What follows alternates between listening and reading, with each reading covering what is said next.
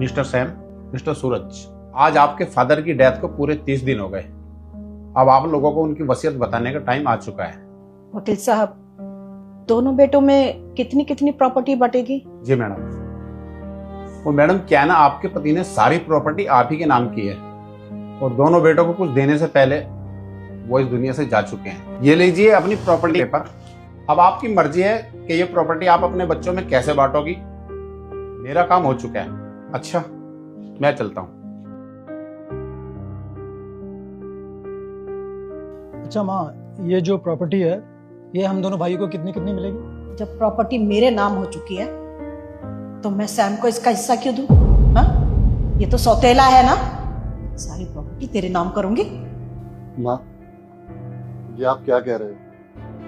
मैंने आपको हमेशा अपनी सगी माँ समझा है और इस प्रॉपर्टी पे जितना हक सूरज का है उतना ही हक मेरा भी है। इस प्रॉपर्टी पर किसी का कोई हक नहीं है, सिर्फ मेरे बेटे का हक है। और वैसे भी ना तू सौतेला है, तुझे तो एक फूटी कौड़ी तक नहीं दूंगी मैं। परसों से इंतजार किया है मैंने इस दिन का। अपने पति से जबरदस्ती पहले ही मैंने वसीयत साइन करवा ली थी। लेकिन सासू माँ, ये गलत है। सैम का पूरा हक बनता है इस प्रॉपर्टी पे, आप ऐसा नहीं कर सकती। सुना नहीं वकील साहब ने क्या कहा? यह प्रॉपर्टी नाम हो चुकी है। अब मेरी मर्जी है कि यह प्रॉपर्टी मैं किसके नाम करूं। और इसे तो मैं एक पल भी बर्दाश्त नहीं कर सकती अपने घर के अंदर। इसे तो मैं एक फूटी कौड़ी नहीं दूंगी और इसे ना अपनी नजर से दूर कर दूंगी। बेटा, इसे ना धक्के देकर बाहर निकाल दे। सुना नहीं माँ ने क्या कहा? निकलो यहाँ से। सूरज, तू भी माँ की बातों में आ गया। तुझे तो मैंने हमेशा अपना छोटा भाई समझा है।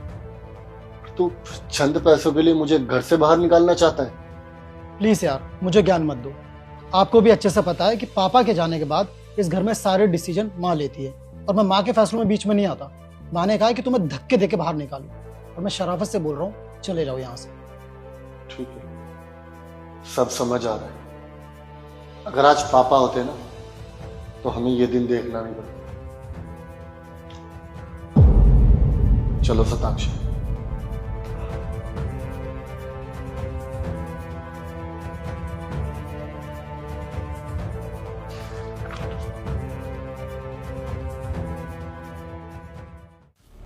ए बुढ़िया, चल खड़ी हो, अंगूठा लगा इन पेपर्स पे। बहू, ये क्या कर रही है? अरे मेरे जाने के बाद सब कुछ तुम्हारा ही तो है। तेरे जाने तक का वेट ना मैं और सूरज नहीं कर सकती। तेरी गुलामी कर करके मैं थक चुकी हूँ, ठीक है ना? और हम दोनों को बाहर सेटल होना। चल अंगूठा लगा, चल जल्दी कर। बेटा बेटा, देख ना वो क्या कर रही है। माँ लगा दो ना, इतना कह रही है, क्यों ड्रामा कर रही है? बहू, बहुत हो गया तेरा ड्रामा। ये लो सूरज, और अब चल घर से बाहर निकल। चल खड़ी हो, बहू, खड़ी हो, बहू ऐसा क्यों कर बाहर रही है? निकल घर से। बहू सुन तो। कुछ नहीं सुनना चाहती मैं, चल निकल यहाँ से।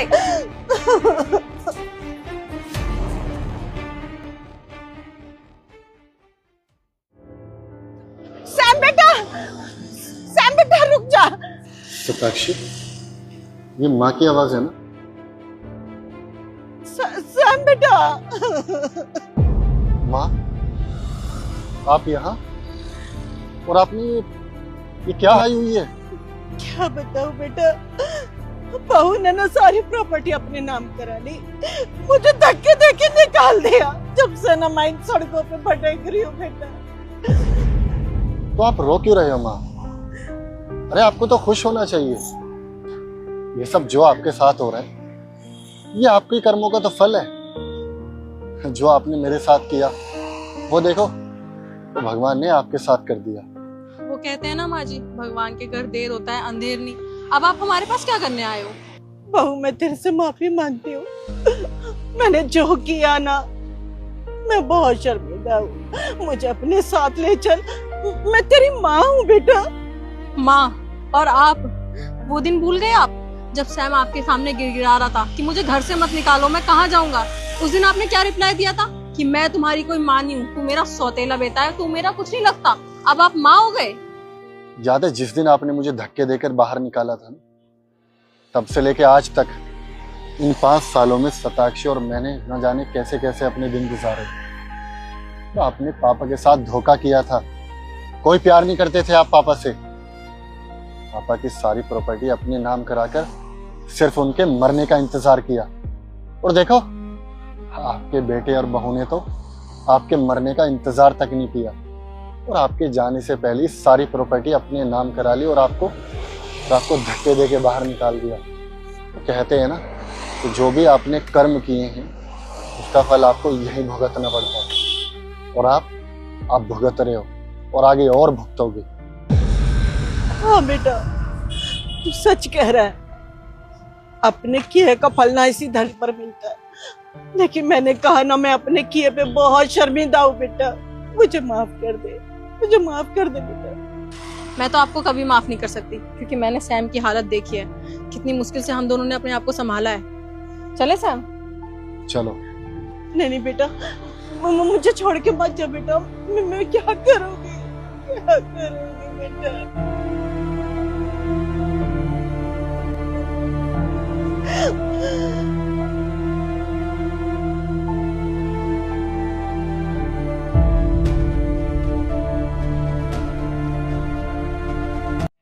ये लो आपके पैसे। कौन से पैसे? मैं ना अंकल से कुछ उधार सामान लेकर गया था, तो काफी टाइम से ना मैं बिजी था, तो इसलिए इधर आना नहीं हुआ। आज इसी रास्ते से गुजर रहा था तो सोचा उधार देते हुए चलो। एक बार ना अपने पापा से आप पूछ लेना।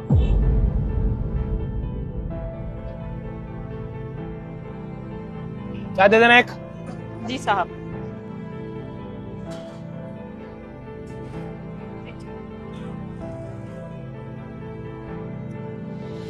ये लो। 10 रुपए खुले दे दीजिए ना। अरे 10 रुपए तो आप मुझे दोगे? क्यों? अरे ये पैसे रखो, मैंने तुम्हारे पापा से उधार लिए थे 480 रुपए का, और 10 रुपए की ये चाय हो गई, 490 हो गए। 10 रुपए बचे तुम पे, वो पैसे मैं बाद में ले लूंगा या चाय पी लूंगा, रखो। पापा ने उधार दिए थे? अरे हाँ हाँ, तुम्हारे पापा से उधार लिए थे मैंने, पकड़ो। ठीक है।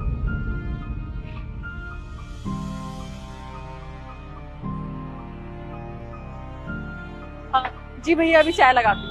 नहीं, चाय वाय मत लगाओ, ये लो 500 रुपए मैंने तुम्हारे पापा से उधार ले रखे थे, रख लो। नहीं देने आया हूँ।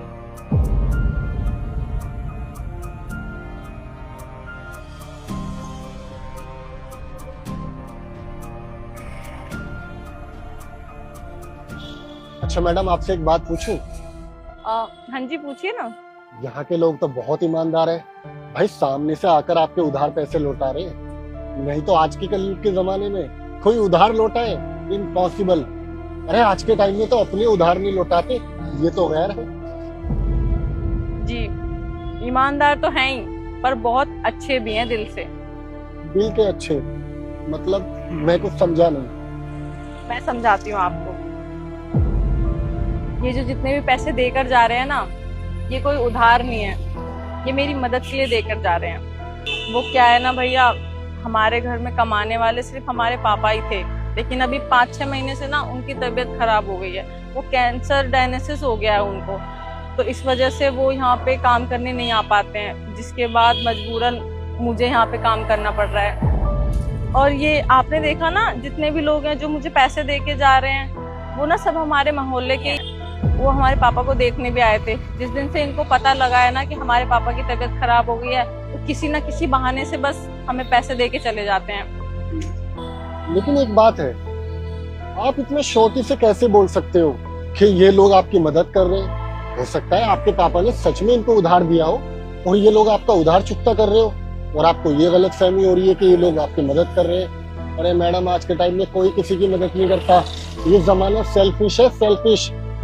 नहीं साहब, मुझे भी पहले ऐसे ही लगा था कि ये लोग उधार देने आते हैं, लेकिन जब ये लोग हर दिन पैसे दे के जाने लगे तो मैंने सोचा मेरे पापा इतना भी उधार तो नहीं देते होंगे। तो मैंने एक दिन पापा से पूछा कि पापा जी, आप लोगों को इतने उधार देते थे कि रोज कोई ना कोई आता है और 500 रुपए दे के जाता है? तो पापा ने बताया, नहीं बेटा, मैंने तो कोई उधार दिया ही नहीं है। तब मुझे समझ में आया कि ये लोग मेरी मदद करके जाते हैं, क्योंकि ये पापा को देखने तो आए थे ना, तब से ये मेरी रोज मदद करके जाते हैं। अच्छा, वैसे मैडम मुझे एक बात समझ नहीं आई कि अगर इन लोगों को आपकी एक्चुअल में मदद करनी थी तो ये सब ड्रामा करने की क्या जरूरत थी? डायरेक्ट आकर भी तो आपको पैसे दे सकते थे। वो क्या है ना भैया कि मेरे पापा बहुत खुददार थे। इनको अच्छे से पता है कि अगर ये डायरेक्ट पैसे देंगे तो मैं पैसे रखूंगी नहीं, इसलिए ये बोल के जाते हैं कि उधार थे, जिससे मुझे लगता है कि उधार थे और ये लोग जताते भी नहीं है कि मदद कर रहे हैं, इसलिए ये इस तरीके से मदद कर रहे हैं मेरी। इसलिए ये लोग बहुत दिल से अच्छे हैं। लेकिन मेरी मजबूरी भी तो देखिए साहब, मुझे सब पता है, लेकिन फिर भी मैं इनसे पैसे ले लेती हूँ। अब क्या करूँ, मुझे जरूरत है पैसे की, पापा की दवाई भी आनी होती है, इतना काम यहाँ पे चलता नहीं है, बस इसीलिए ले लेती हूँ। चलो मैडम, मुझे बहुत अच्छा लगा कि मैं सही शहर में शिफ्ट हुआ हूँ। यहाँ के लोग काफी अच्छे हैं, जो कि गरीब लोग को मुसीबत में देखकर उनकी मदद कर देते हैं। नहीं तो शहर में एक अपार्टमेंट वाले दूसरे अपार्टमेंट वाले को नहीं जानते। ठीक है, अब मैं आपका रेगुलर कस्टमर बन गया हूँ। अब से मैं चाय पीने आपके यहीं पर आता रहूंगा। अच्छा, कितने पैसे हुए? 15 रुपए। 15 रुपए, ये लीजिए। अच्छा, मैं चलता हूँ और अपने पापा का ख्याल रखना।